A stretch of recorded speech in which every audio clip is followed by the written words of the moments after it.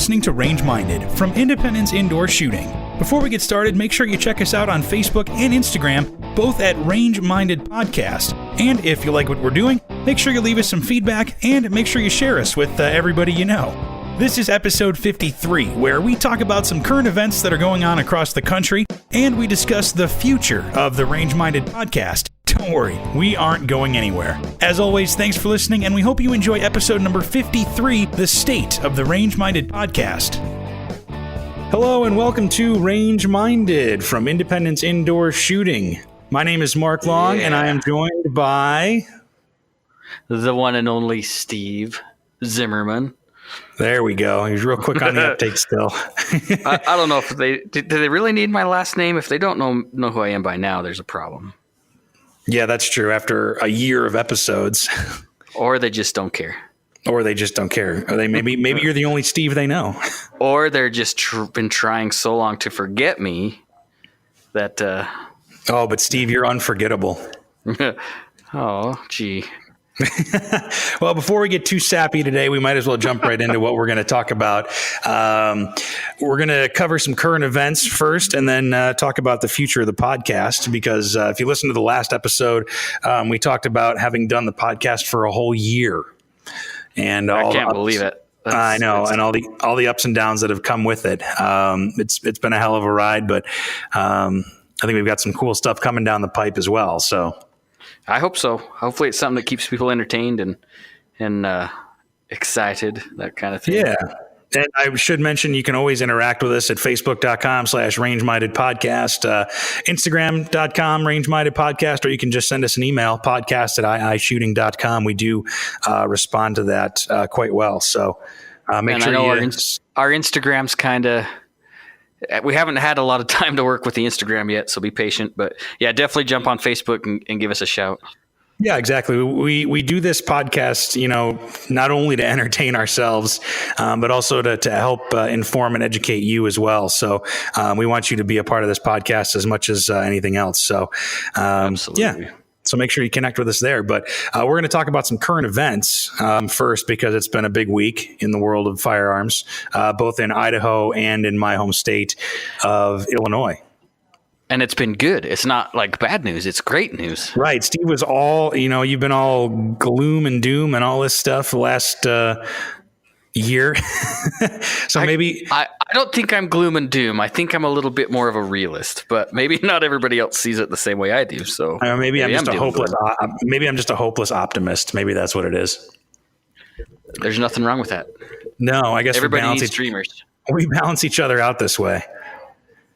No, but let's start with Illinois, because that's probably the greatest news, I would say, is that in Illinois you need what's called a FOID card to possess a firearm or even ammunition. You can't buy or possess an ammunition or firearm without a FOID card, which stands for Firearm Owner's Identification.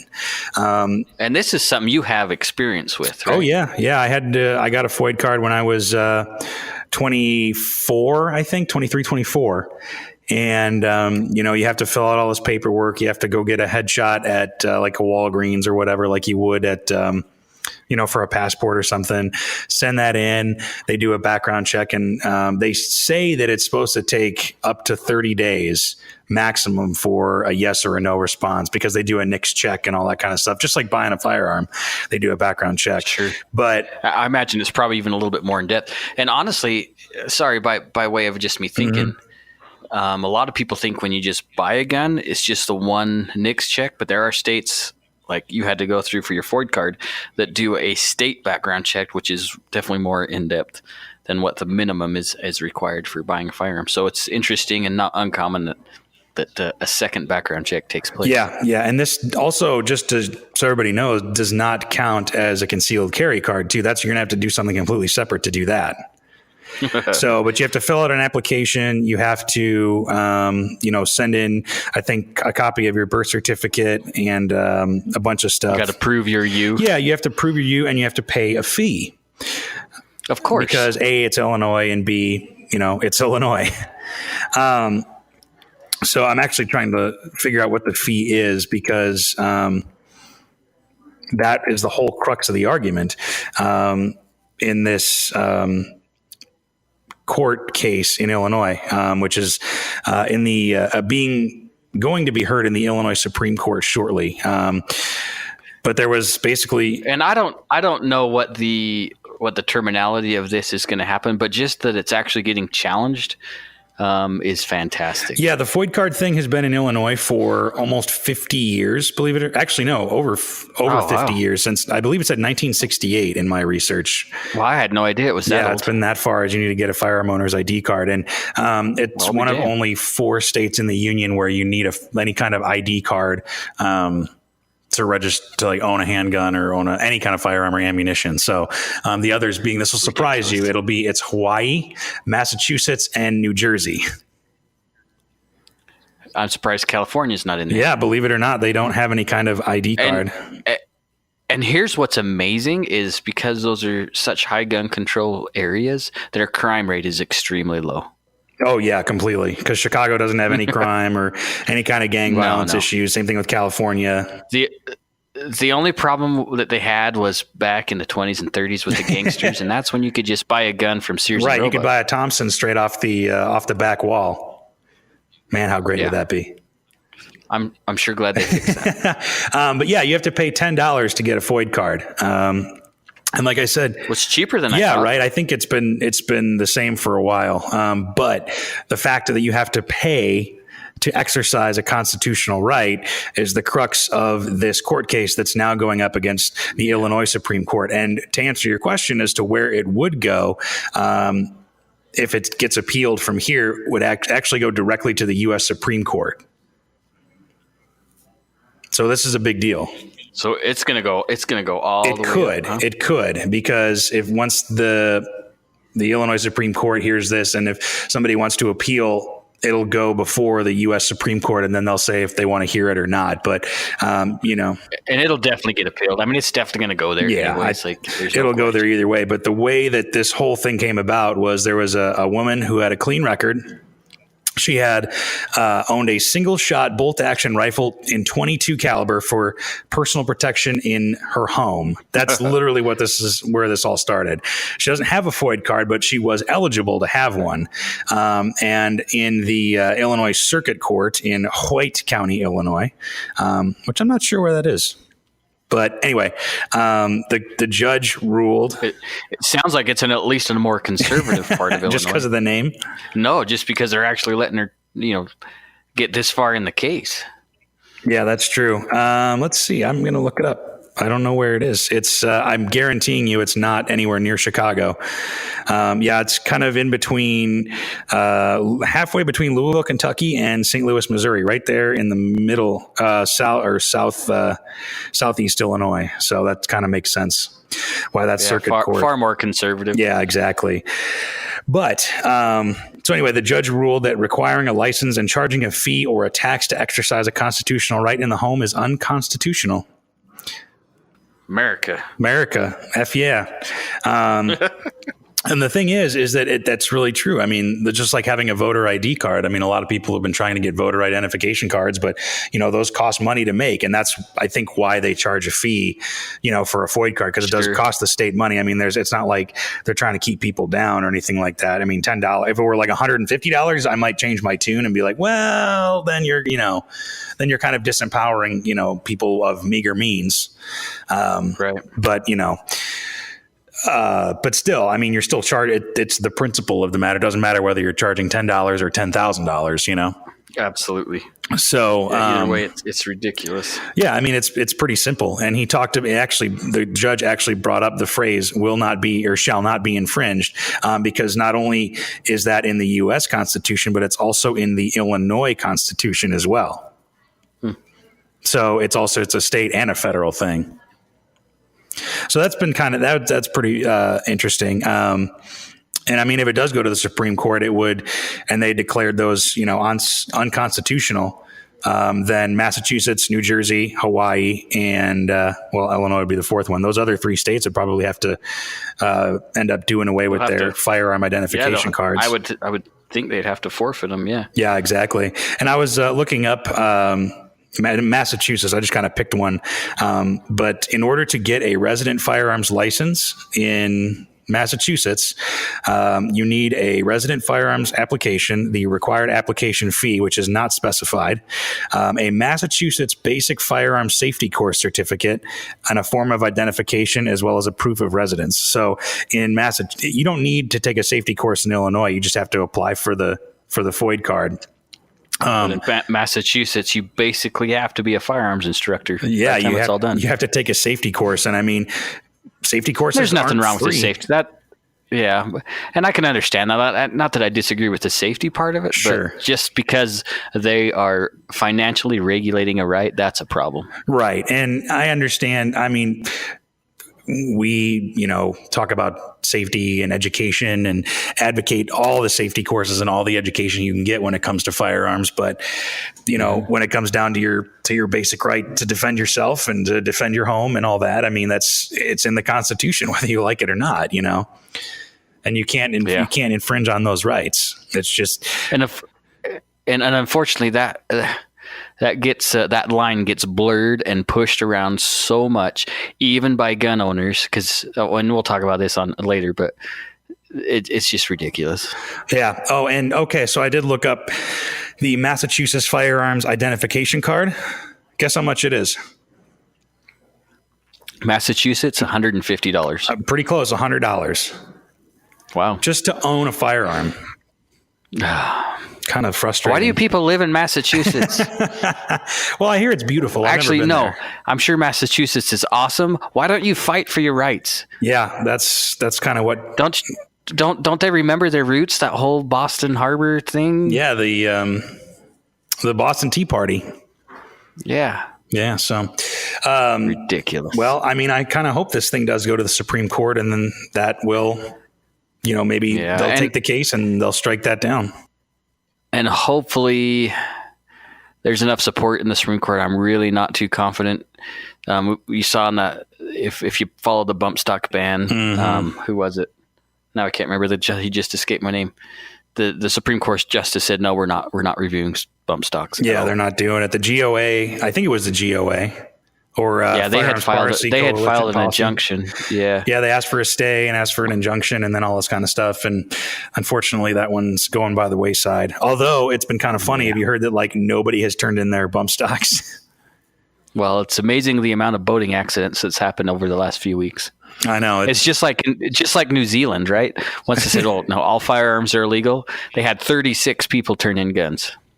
That's crazy. Yeah, 36 people. And good on New Zealand residents. Don't give it up. Yeah, and also in other good news too. I forgot about this. California. Did you hear about California and their magazines? Oh yeah, the magazine ban, and I bet you it's pretty difficult to find a. Yeah, unconstitutional. That is fantastic. What's the opposite of a boating accident? There's been lots of diving expeditions. Or people have been metal detecting or digging in their backyard and their dog finds a treasure. Yeah. Buried magazines. And actually, I wouldn't be surprised if there were a few buried magazines somewhere back there in California. Yeah, seriously. So, and actually, I've read that magazine distributors and manufacturers have had a hard time keeping anything in stock. Like if you go on right now to try to find any PMags or anything like that, you're gonna almost impossible. Yeah. And what our listeners need to understand, and people that may not like the magazine restriction or lack of restriction, is those are not high capacity magazines. Those are standard capacity magazines. Right. Yeah. It's ridiculous. Now, if only they could get rid of their DOJ okay gun list. Yeah, which gets smaller and smaller by the minute, basically. Yeah. I guess you still can get some every once in a while, but there's some good deals going on. So get stock up on your magazines. You can never have too many. That magazine restriction really restricted a lot of firearm handguns too, and there have been look at their neighbors to the north that they're trying to restrict it to 5 rounds, and so that takes out almost a huge segment of revolvers. Yeah, I mean, you can get 5-round revolvers, but anything with 6 rounds is there's a few, but not many. Yeah. That's pretty ridiculous. Well, and I mean, yeah, like imagine, so, or like, let's say that one of us moved or something from Idaho to somewhere else with a magazine capacity. Like, what are you going to do? You're going to bring the gun, but not any of the magazines, or you're going to have to pin those mags, or like, what are you going to do? It really restricts your freedom of movement.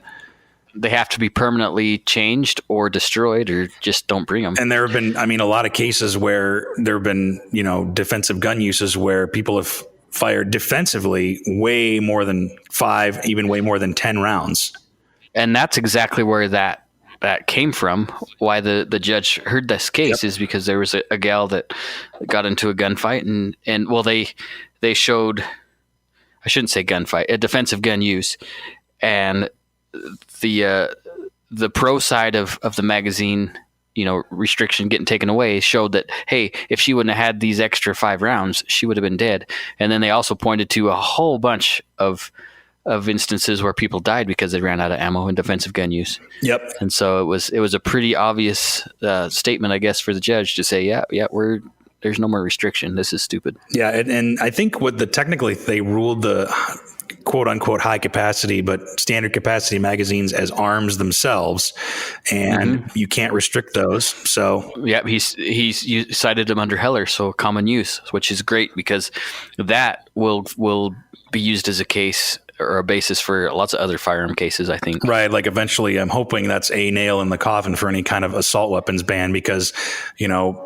people who push these assault weapons bans don't know anything about, firearms, first of all. And they say, well, anything over X amount of rounds is going to be an issue, and it's not really, I mean, because. Well, and there's I think it was an FBI study that I didn't read it, but I saw a blurb on somewhere, one of the news sites that showed that magazine restrictions don't slow down bad guys. They just either have standard or high capacity magazines, legitimate high capacity magazines, and they'll shoot up whatever, a church or school or whatever. Yeah. They're not going to follow the law, or they'll just put another magazine in. Either that or they have multiple guns. I mean, most high profile mass shootings have had, anywhere between 2 and 10 guns.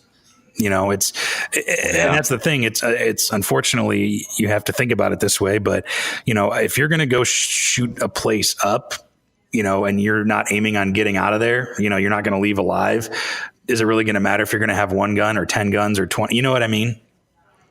And you're not going to follow any kind of law anyways. I mean, obviously you're not going to follow law because you're committing felonies just being there, murdering people. I'm pretty sure that's a felony. Yes, it's a major felony. So it's just, it like we've talked about with other, anti-gun laws, it just restricts the good people and the law-abiding people who want to protect themselves. Yeah. Yeah, it's pretty sad. So, but hey, I mean, it's great. It's great that's gone. Yeah, but it's sad that it was there in the first place. So, and it'll be really interesting to see where Illinois goes with this, because it's always been interesting to me because growing up in Illinois, there's a stark difference. It's just like California or any other place with a huge major city. There's rural Illinois and there's suburban Illinois and then the city of Chicago. And it's just 3 completely different places that you can get to all within like an hour. And, living in central Illinois for 10 years after growing up in the suburbs, you really do learn, that just people live differently between city and country. And you have to be able to respect both of them. And hearing a lot of news stories about a lot of state, rules and laws and regulations and coming up from Chicago, like it really makes you feel for the rural folks who don't necessarily have a voice, Right. And I think it just comes down to a misunderstanding of perspective, but when it comes to rights, it's kind of unfortunate. It is unfortunate because even though we're a republic, it seems that unfortunately the mob will still rule. So when you get masses of Chicago, all those citizens saying, no, we need to get rid of this, and this, the rural dwellers don't really have much of a voice. Yeah. Where, that hunting is a regular thing or, duck hunting. And I mean, I have friends in central Illinois who duck hunt and, deer hunt all the time, when they can. Do they have a dog that laughs at them when they miss? I think so. Yeah. But the other thing too is that at least in suburban Chicago, a lot of people have guns. I think you'd be really surprised at how many people have guns. And I bet a lot of them are closet gun owners. That's what I was. Right?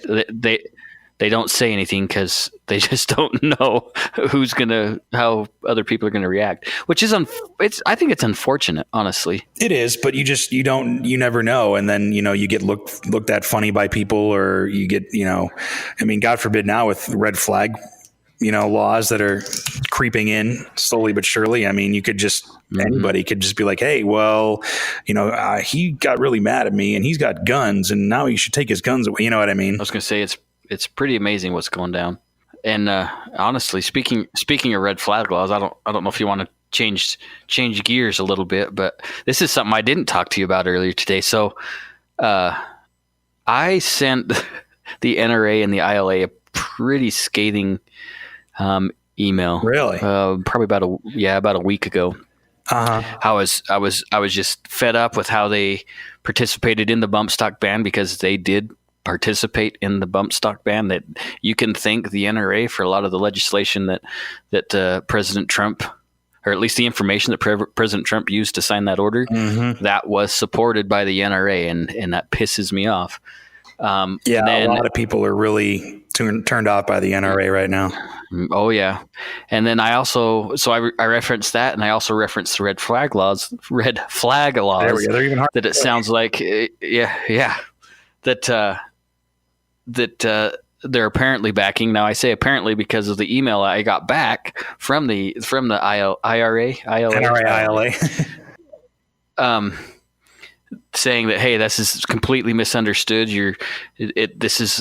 This is information that's been put out by the anti-gunners to try and tarnish the NRA's reputation. We do not support any of those red flag laws. Please go to our website, read all of our information. Which is funny because I'm pretty sure I watched a video where they were supporting red flag legislation. Really? Like an actual video? That one of their promotional videos. I need to go back, and I'm going to just say allegedly, and this has nothing to do with the story. This is just Steve's opinion and understanding. I need to put that out there because I wouldn't be surprised because I've been harassing him quite a bit directly about how I feel about what they're doing with my money. And so who knows, I may even lose my membership with as noisy as I've been towards them. Can they revoke your membership? I don't know. I'm sure they could somehow, but I just want them to actually do what I'm paying them to do. Right. I mean, you're giving them your hard-earned money. You should at least have a voice and, learn about, or, at least take into consideration what you're saying. Yeah. So here's just a sentence out of the email.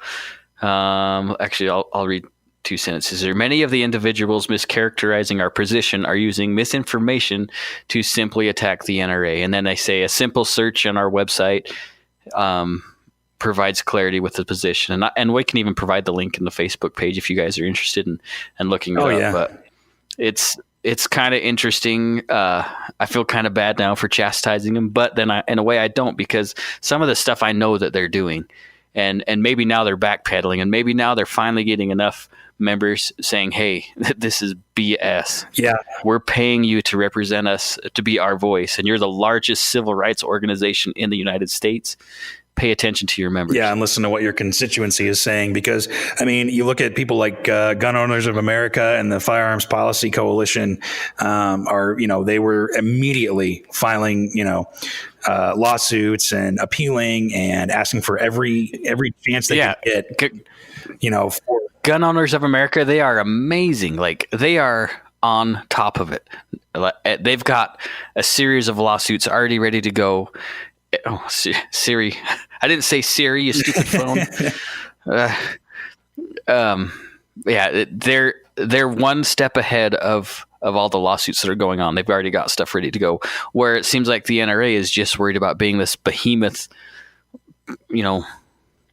lobbying group that kind of just lumbers through the BS that's going on in Washington. Right. Yeah, it's pretty terrible. I wish that the NRA was more just focused on straight Second Amendment, it's instead of being in the political, whole mess. And and I'm kind of torn. That being said, like, they are the biggest voice for gun owners. No matter what the Guns Owners of America do, or any of those organizations, which are great organizations. It's been around for so long. That's kind of why. Yeah. And if you're not a member, not necessarily the NRA, but any of these other gun owners groups, you need to be. You don't have to be a member of the NRA. That's fine. Whatever your feeling is about the NRA, whatever. But you should be actively involved, because this stuff is getting attacked left and right. And it's great, like this legislation we've talked about, stuff going to the Supreme Court and getting overturned. That is fantastic. But there's so much more. And there's stuff that's always under attack that we need there's still a lot of stuff, going on. But yeah, get on GOA's website, look up the Firearms Policy Coalition. Last I checked, too, that the GOA isn't necessarily like leaning left or right. I guess you would maybe kind of assume that it has a right lean, but they are really just focused on gun rights. Whether you're liberal or conservative or somewhere in between or wherever, I think you can safely support. And this should never be a left or right issue. That's what's ridiculous. It should never be. It's a constitutional issue. Especially now, because it seems like, I know you didn't say it on purpose, but you said, anti-gun stuff is coming from the left and right. And it's like, it legitimately is. Oh, no, absolutely. I don't doubt that at all. Yeah. It's just, look at Marco Rubio's the one that's bringing forth these red flag laws. He ran for president as a pro-gun guy. That's not pro-gun. I would say, I think you and I both know, because we've talked about and talked to people before here in the shop, is that gun ownership and gun rights should not be a one side or the other issue, one political leaning side or another of the issue. No. And it's just unfortunate that it's been characterized that way. There are a lot. In fact, I had a pretty good conversation years ago with an extreme liberal. Like, everything, his whole dynamic was liberal except for guns. He was super pro-gun, which was kind of weird for me to wrap my head around. But they're out there. Like, there are. Like, look at the pistol packing mamas or the pink pistols. Yeah, that's one thing. That's a gay gun rights group. You would never. Yeah, you would never. You judge a book by its cover and think that group would be like, no, they're totally. Well, and we've talked about, in the history, the Black Panthers were, extremely pro-gun and about open carrying. And that's what actually got President Reagan to become kind of anti-gun. Yeah, there was a few things with Reagan, unfortunately. And he was a great president, but he was not very good on gun law. Honestly, just like Trump. Yeah, which is, and we've talked about how during, the previous presidency under Barack Obama, there really weren't, bump stocks got upheld, I think. Yeah, they clarified, and that's why bump stocks went crazy, is because Obama administration made them so people could and I think that goes to show that it doesn't really necessarily matter who is sitting in the chair, that you should always really be vigilant about, your rights. And everybody knows there was some outside, pressure with the Las Vegas shooting, which he may or may not have used bump stocks. I don't know. That report still isn't out. So I don't know what to think about that. And I'm not going to speculate on that, but that's really what caused it, right? That's what caused the hysteria over him. That was the big thing, was that he used bump stocks. And that's what, and I think you and I can attest to it, is that in the gun world, bump stocks were a thing, but nobody really cared. And then once they entered like the mainstream kind of lexicon, it seemed like everybody lost their mind over them. Yeah. And they suck. I hate bump stocks. They suck. Yeah. There's really nothing about them. I want them illegal. Yeah. That's just because something's stupid doesn't mean it should be illegal, but it's just, I don't know. It's it's still a weird time, It is, and it's going to get more crazy, I think. And it seems, and that is, why, and we'll get to more of this in a little bit here, but I think that's why we're going to have a consistent segment about current events from On the Range Minded podcast moving forward, because it seems like things happen every week, and by the time we talk about them, it's like a week or two past, and things have changed since then. So, but we'll talk about that more in a little bit because we have one more thing we have to get to. Some good news about Idaho, which I am interested to hear your take on this because I know it kind of goes one way and then the other. But Idaho just expanded their constitutional carry laws, which were enacted in 2016, to where if you were a resident of Idaho, you can carry as long as you're over 21.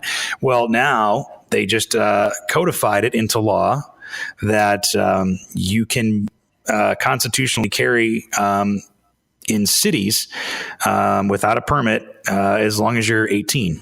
Now it's important to understand that 18-year-olds were able to carry a gun already. Correct. Open carry. And this is the problem. And I was telling you earlier today that I spent way too many hours mocking.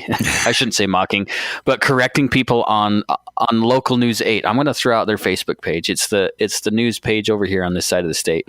And these people were just ridiculous with some of the stuff. Oh, 18-year-old, you have to have a driver's license to do blah, blah, blah, blah. Well, you have to have training. Guess what? These kids were already carrying guns, open carry. They were already doing it. What this law did was protect them when they came into town after they went duck hunting. They could, if their jacket covered their firearm, they were breaking the law, but now they're protected. Right. And that's the crazy thing. That's the only difference between concealed and open is that if literally it's just like it can be a t-shirt or a jacket or something. And I talked to, this was a while ago, I talked to some Bonneville County officers one time. I says, well, what's the definition of concealed? And he was saying if it is barely covering the gun, like not even the complete gun, but a portion of the gun, that is considered concealed. So even if it's maybe you have a jacket that's open and maybe you're tucked, you're carrying a little too far back, that could be considered concealed. And the holster's exposed, but the grip isn't. That's concealed. And so that opens a huge problem for these kids that go out hunting, legally hunting. If they're carrying a sidearm for defense out in the bush, they could be in trouble for the rest of their lives. So there's nothing wrong with this bill. I think it's fantastic. Yeah. But I mean, we've talked about constitutional carry before because what it seems to be in the general population is that, now these 18 and 19 and 20-year-old kids are going to start carrying in the city no matter what. And,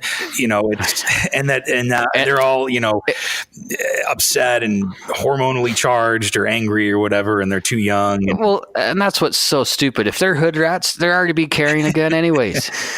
Yeah, that's true. It's so dumb.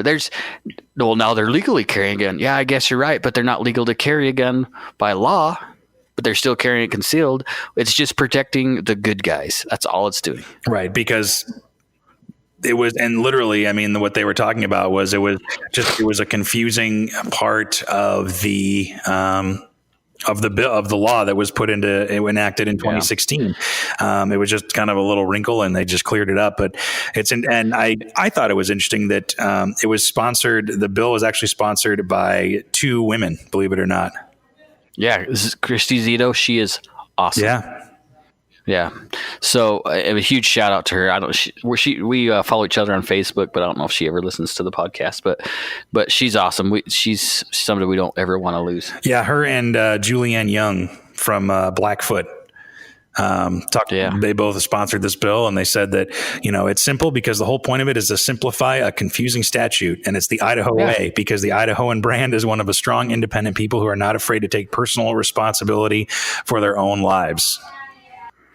Yeah, and I personally emailed the governor. We're not on a first name basis by any means, but not yet. But yeah, or ever.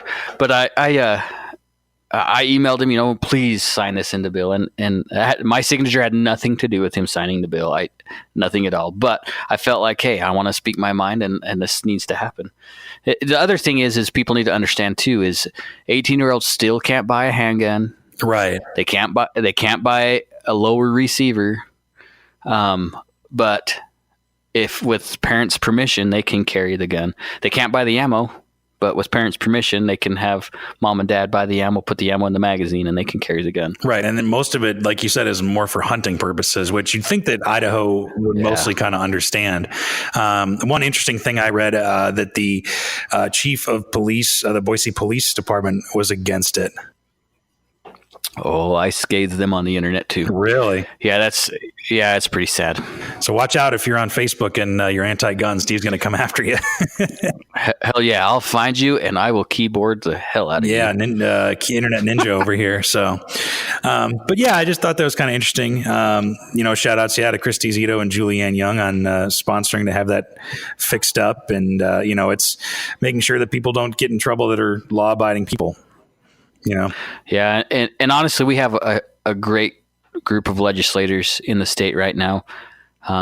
If you guys have time, you just need to send them emails or something, tell them thank you, because it takes a lot of work to do what they do. They have to face a lot of opposition inside and outside the house. It's ridiculous, but you just give them a shout out, tell them thanks. Yeah. And, we do want to say, too, that we've talked about it before, but if you're new to the podcast, that, we are fans in theory of constitutional carry, but that doesn't mean that you should skip training or education to carry, because you really need to be in the mindset and to carry, and you really need to seriously think about, the consequences of what could possibly happen and the responsibility that you're, literally putting into your hands. When you do carry. It's a very heavy responsibility. And there are laws, just like we talked about, the concealed carry thing. If it's just barely covering the gun, there are laws like that are on the books, and ignorance is no defense. Right. So good, solid training that you might be able to find at Independence Indoor Shooting, that you will find there. Yes. We have an amazing group of instructors. That's the best money spent. Even if you can't afford a gun or you don't have a firearm, take those classes first, and you can work your way into getting a gun. Yeah, it's totally worth it. You might even find out that at taking the class that you don't want to have that responsibility, and that's your choice too. And that's absolutely true. We support that 100% as well. The other thing too is, because I'm pretty in Boise, we're only 40 minutes from the Oregon border, and we're, within a stone's throw away from Utah, just like you are. And you're pretty close to Wyoming as well. And, you can't necessarily constitutionally carry there. Definitely not. No. And folks that live in those, states can't carry in Idaho, right? Constitutional wise, right. And so, you have to, in order, if you want to carry in different states, you have to get that enhanced concealed permit, and in Oregon, you have to actually get, their Oregon concealed carry permit, which you can do here at Independence Indoor Shooting every once in a while. Yeah, which is fantastic because not a lot of places offer that opportunity. Yeah, and I mean, especially, we live only 40 minutes from the border, and what if you're carrying and you need to go to Oregon to, see family or go do something or whatever? You could be breaking the law without even knowing it and get into some deep trouble. Well, yeah, you could be hunting. Yep. Somewhere, and cross state lines, and you could be surprised by a fish and game guy. And again, no ignorance is no defense, and I don't want to pay those fines. Yeah, I mean, just like, I didn't know the speed limit was 60 and I'm going 75. Well, you're still going to get a ticket. So I think that covers it for current events, though. Yeah. Hopefully you guys liked that segment. Yeah, we're gonna make that a more regular thing, if not a semi-regular thing, just depending on length and if there's anything to talk about. But it's or if things pop up, because there's like we said, there's a lot of stuff happening in the gun world that changes very quickly. Yeah, things can happen fast. So but we've had some good news, and hopefully that trend continues. But we want to keep you informed of what's going on in the gun world as well. So, and we'll throw our own opinions in there as well. But so let's switch gears. Let's go over to the future of the Range Minded podcast. Ooh, the future. Which sounds so foreboding, but really it's only good things. In the last episode we kind of reminisced a little bit, talked about where we've been and what we've done, and how we've kind of grown and evolved over the years. And it really got us thinking, we really want to step this up for you and make it the best gun podcast that we can make it. So we want to be able to offer content that's that's informative and entertaining, and in a way that people get it. Yeah. So hopefully, well, and we want to make it something that applies to you too, that you can use for your everyday life. I don't listen to a ton of gun podcasts, but you get a lot of folks online and stuff who it's cool to watch, and I love watching a lot of that stuff, but it may not be applicable to your everyday life or your real life or home defense or anything like that. Yeah, and that being said, there's a lot of stuff that's complete trash. Like if you're spending time on YouTube, there are some legitimate operators, and then there's guys that are just, oh boy. Yeah, you don't want to listen to them. It's good to spend a lot of time getting as much information so you can throw away the garbage and intake the good stuff. Yeah. And I think what we're going to do, like we said, we want to add a segment, where we do kind of current events every single episode or every other episode, just depending on what's going on. And I think what else we're going to do is I want to continue, bringing some of the staff in here at Independence. So yeah, absolutely. We have so much great knowleded here. Yeah. And experience, not just the knowledge, but the experience that fortifies the knowledge. Yeah, I mean, we've had Bill on there before, and anytime like hanging out talking to Bill is always awesome. Oh yeah, just because he's down to earth and the wisdom that spews out of that guy is just amazing. Well, we've also got Leroy, who's been around the world. Leroy's done so much as far as police work. He's He's seen a lot of stuff. Yep, and we've got Cody, and Jeff, our gunsmiths. We've got Ben, our long range guy, and a lot of other folks, a lot of military folks who have served in the military as well, which I think provides some phenomenal perspective. Well, not just Ben is a long range guy, but we got Mike Perkins as well. If you guys know the long range world, that name should sound familiar. He's pretty amazing. And extremely knowledgeable. We should try and get him on the show. I know he's a very busy guy. He's actually probably off teaching classes as we speak. Sure. Yeah. We'll see what we've got a lot of folks. So we want to do that a little bit more, especially because then when you come into Independence, then you can also, you'll know people as soon as you walk in, and we want to make this place as friendly as possible, even though it's already a great and friendly place. Yes, it is a great and friendly place. I miss it extremely. Yeah, you need to come back more often. I do need to come back more often. But not only that, we also have a ton of gear here. And we really only sell, I think that some of the best stuff because our guy Levi knows what he's getting. But we want to show you how it works. We want to show you how it works. We want to review it for you a little bit. So I've talked to Levi, and we want to start doing some gear reviews. We talked about we've talked about training tools before. With Jessica, not on the podcast, but she recommends the Mantis X training tool to a lot of the women in the independent women shooting group, and that got me thinking, like, well, why don't we try it out for a little while and see if it improves our shooting, and maybe we can give it a range-minded endorsement, because I am going to buy one of those. The other day I sold one to I think he was a state trooper. Uh-huh. He was doing some training.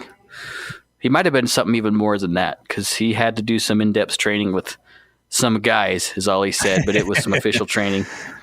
And so, that was an easy sell. I was like, dude, take this. I showed it all to him. He ended up buying a brand new SIG and a Mantis. Oh, there we go. It worked out well for me. Yeah, but I mean, I didn't get any commissions, but it sure felt good. That's, helping out your fellow shooter is always a good thing. But also, sometimes I think, and I don't know, if you don't know how to use something, or maybe you're unfamiliar with it, you're not even going to think about it. Like a lot of people haven't even heard of the Mantis, or, as far as ear protection goes, nobody's ever even heard of, or most people, I don't think have ever heard of Bluetooth ear protection. And I love my Bluetooth headphones. Man, I wish I had them. I have a Bluetooth system on a motorcycle helmet, and that is a phenomenal piece of technology. But to be able to, have it on Ear Pro would be fantastic as well. I mean, and if you're new to shooting, they actually, you might not know about electronic earmuffs either, where they have the mics in the front and you can actually hear, but then, when a gun goes off or a loud noise happens, then it protects your hearing, but you don't have to sacrifice being able to actually hear somebody talking to you. Yeah. And I would never go back without having it. It is just electronic ears. That is. In fact, I've even thought about becoming a dealer for, it molding ear pro. Like I got some of those in Vegas last year at SHOT last year. And I've thought of becoming a vendor. Yeah. And maybe I will. You should, because you need to do more things. You're not busy enough. Yeah. Just add one more thing to my cart. Yeah. Right? Yeah. But then, we can talk about, reviewing lights or lasers or different sights, reviewing holsters, just to see what works for people and give you as much information as we can on these things, because, we can test them out for you. We have that opportunity here. And so you don't waste your money. Yeah. And everybody likes gear reviews. I've done some stuff for Guns America, the unboxing videos, and maybe we should do some of those too. Wait, you've been on Guns America, Steve Zimmerman? I may have been, yeah. No way. Hopefully they contact me some more. Hopefully I didn't burn that bridge, but no, it's been a lot of fun. I've been pretty lucky with some of the stuff I've had a chance to do, so hopefully I can do more of it. Sure. Yeah. And, so we want to get more gear on there because, like I said, we have all this gear and we want you to come check it out too. And we want you to know whether it works for you or not, because that's the other thing to remember is most of the time, there's a lot of crap out there. We've talked about crappy gear before, but most of the time, there's enough gear out there that suits everybody's needs, and it may not suit your needs, but it does suit somebody else's needs, and that could be, everything from style or manual of arms. That's why the 380 EZs, if they're the M&P Shield EZ is a thing, because and through those reviews, you might find out, man, I am not buying that thing. Yeah. Or you may find something that maybe you like, a steel frame gun as opposed to a polymer gun, or maybe you find out that you should have been carrying a Glock, your whole life. Yes, you should have. So we're going to try to do that a little bit more, and do some more gear reviews and some firearm reviews and things like that, because, I think that's important. Yeah. The other thing that I agree. Speaking of our educators and instructors here, I think I would like to do some more overview on classes and really do almost like class reviews about what you can expect going into a class, because I'm sure you've experienced this before, maybe not necessarily personally, but seeing other people that, the reason that they don't get training is because they're afraid that they don't want to look dumb, or they don't want to get embarrassed. Yeah. That happens a lot. In fact, I taught a class not too long ago where this young lady had broken her wrist long before, not in the class, but a while before she'd fractured her wrist, and the doctor said, yeah, it's fine, everything's okay. And then I think it was like a week or two before the class, and the recoil ended up hurting her hand, where it hurt so much she started to cry, but then she started to get more emotional because she was crying. Right. It was embarrassing. And that can happen. Like I have had, mostly it's usually ladies in the class that get a little bit more emotional because it's might be new to them. Right. But where they've had to just say, hey, let's just relax. It's okay. It's okay to cry. Just put the gun down. Let's work through it. You don't need to be embarrassed about taking a class. You don't have to be a tactical Tommy to take these classes. I would rather have newbies, honestly. Yeah, somebody who admits that they don't know anything, and building up good habits from the start. But if maybe you've taken your basic pistol class, and you don't know where to go from there, maybe you need to take an intermediate class, or maybe you want to get into ARs and you've never built an AR before. We have an AR build class, and knowing what to expect, I think going into it really makes it easier to take that step. Yep. So I'd like to do that because I think it's a good idea we get into those, and we can get the folks who teach these classes on as well, and you can get their perspective and learn from them. And I think along with that too, and maybe this is something you guys can pitch in with or not, is like a how do I want to say this? Like a progression chart, like where do I fit in on what level of education would be best for me. Yeah, because maybe you've shot a lot a while ago and you're a little rusty and it's been a couple of years, or maybe you've done all you can on your own and you just need somebody to fine tune, and we can go over what happens in a one-on-one lesson, which you can get here at Independence as well, which I think maybe more people should take advantage of. Yeah. And sometimes it's not right for somebody just to take a one-on-one. Some people learn a lot better in a classroom environment, but you also get a lot more concentrated help with a one-on-one, which I like giving one-on-one instruction personally, and I like getting one-on-one instruction because it is tailored to my skill level and it helps me develop faster. Right. And there may be something that you are doing, like a habit that you have, or like a flinch or something that they might not see in a group setting, but when an instructor is focused just on you, they're able to help, dial that in a lot more. Right. So I think going over, because we have so many classes and Jessica is on top of it. And we need to have her on as well. I know it's almost like a legend. She's a honey badger. The honey badger is not a legend. She's a real person, and she will end you. Yeah, she could do it. Yeah, but we need to get her on because she is our academy director and has a lot of good things going. Yeah, she's awesome. Yeah. And we talked about it a little bit about having some non-shooters on last year. I think that was really cool, and that's something that a lot of people I think get a kick out of. Yeah. So I would love to get more non-shooters onto this podcast and show them how fun and rewarding the sport of shooting can be. And at some point, we will hit Boise State and find somebody who is anti-gun to get shooting. I'll tell you this. If you know somebody who is anti-gun and you want them on the podcast and you want to bring them in and have them shoot, we'll take them to the range and we'll record them and we'll put them on the podcast and everything. If you give me enough time, I will personally be there to help them out in the range. That's a guarantee. But don't come in here pretending that you hate guns and all that, because we're going to see through it. Yeah.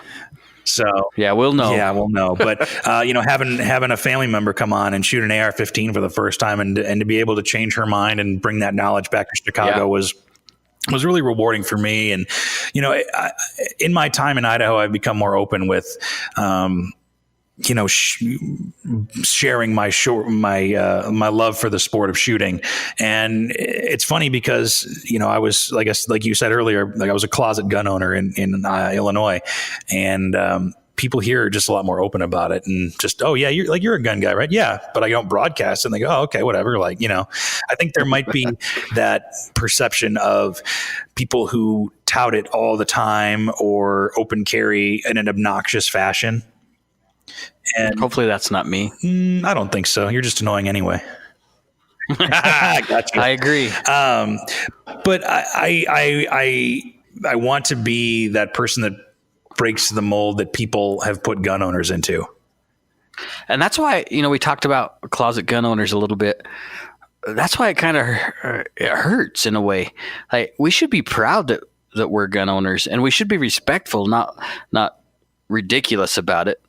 But we should be bringing people into the sport because it really is a sport. There's so much to the shooting world that it's huge. Yeah. But I think a lot of people would have a lot better perspective on firearms if we would just invite them to the range and come shooting. I mean, yeah, and I don't think. I mean, I haven't taken that many people to shoot, but I know that the people I have. Oh, you've taken a few. We've taken a few, but the people that I have, nobody's ever said no. And for whatever reason, people who come to visit in Idaho seem like Idaho and guns go hand in hand. So I think that's kind of helped a little bit. I think I don't know. There was one gal. Sorry, this will be good. A war story. At another range I worked at, there's a very large clothing retailer based in eastern Idaho. That's all I'll say. And most people probably know who it is.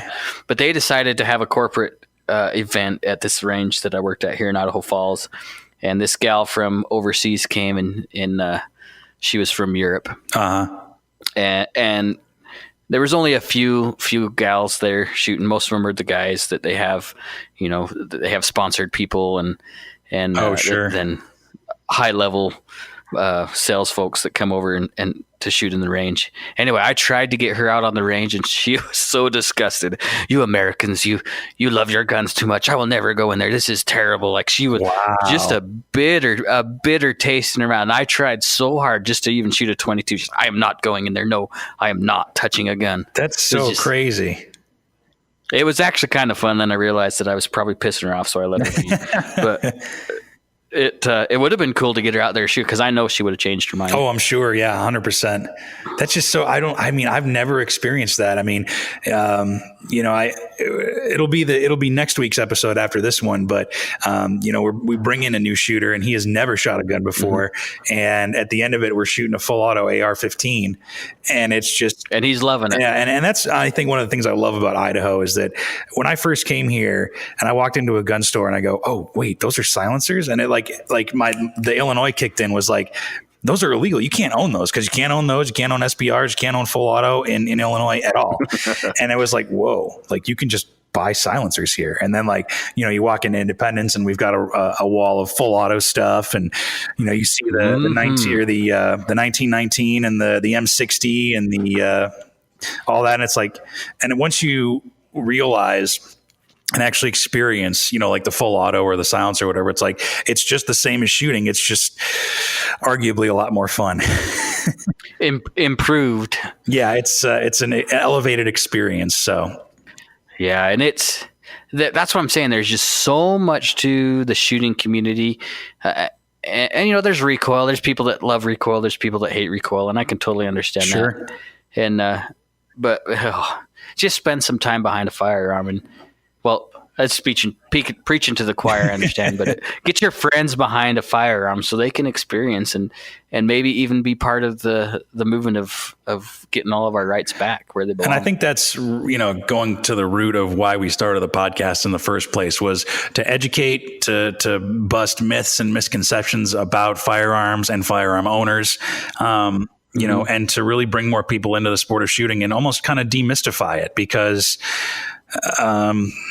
there's not much to it, and when you really consider there's just sport, so much, there's just so much negative stuff now that it's just tough, and there doesn't need to be. Right. And so if you want to make change, you got to do something about it. So, But if you want to hear something specific from us in the podcast, have an episode suggestion, let us know. Facebook.com/range-minded podcast.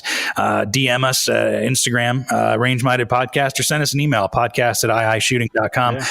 Yeah. We want to hear from you. We want to make this the best podcast we can for you.